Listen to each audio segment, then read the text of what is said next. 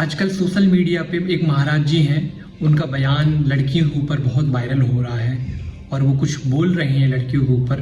तो बहुत सारे लोग उसको लेके भड़क गए, बहुत सारे लोग उसको लेके ये कह रहे हैं कि इन्होंने बहुत गलत बोल दिया, ऐसा नहीं बोलना चाहिए था, ऐसे ऐसे कई सारी बातें चल रही हैं। तो मैं उसके ऊपर तो ज़्यादा कोई टिप्पणी नहीं करूँगा, पर हाँ, हमारे इतिहास में एक बहुत सुंदर घटना आती है, हम सब लोगों को, खासकर युवाओं को, और अगर आप लड़की भी हैं तो भी जरूर सुनना चाहिए। ये घटना आती है राजस्थान की। बताते हैं कि एक बार एक सेनापति थे और उस सेनापति की नई नई शादी हुई थी। तो शादी के थोड़े दिन बाद पता चलता है कि एक युद्ध के लिए सेनापति के पास निमंत्रण आया कि भाई आपको युद्ध में जाना पड़ेगा। राजा ने भेजा कि युद्ध में जाना पड़ेगा और जल्द से जल्द तैयार हो जाओ और आ जाओ। तो अब सेनापति की नई नई शादी, तो सेनापति रानी से जाके बोला कि मुझे तो युद्ध में जाना है, पर मेरा मन युद्ध की तरफ नहीं जा रहा है, मेरा मन तो तुम में ही लगा हुआ है, तो मैं कैसे युद्ध में जाऊंगा। तो रानी सेनापति के अंदर का भाव समझ गई।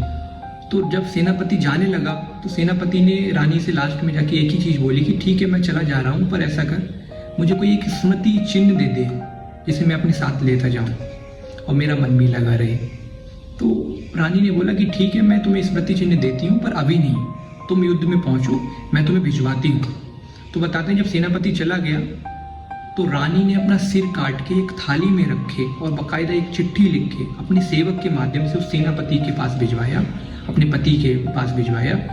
और भिजवा के उस चिट्ठी में एक बहुत ही ऐसी बात लिखी हुई थी। उन्होंने लिखी कि मैं नहीं चाहती कि मेरा मोह तुम्हारे धर्म में बाधा बने, इसलिए है मेरा सिर इस युद्ध में अपने पास रखना, ताकि जब तुम्हारा मन डगमगाए तो तुम्हें याद रहे कि तुम क्या छोड़कर आए हो।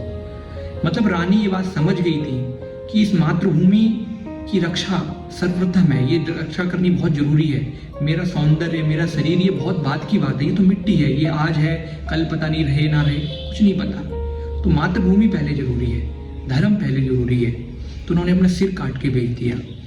तो हम सारे युवाओं को, लड़कियों को, सब लोगों को इस घटना से, और ये बहुत ऐतिहासिक घटना है, ये वास्तविक घटना है, कोई कहानी नहीं बता रहा हूँ मैं, इससे हमें समझने की जरूरत है। मैं कोई उपदेश भी नहीं दे रहा आपको, इससे हमें सिर्फ समझने की जरूरत है कि हमारे पूर्वज जो थे वो किस प्रकार की उनके अंदर चेतना थी, किस प्रकार के महान लोग थे, मतलब अपना सिर काट के दे देते थे मातृभूमि की रक्षा के लिए।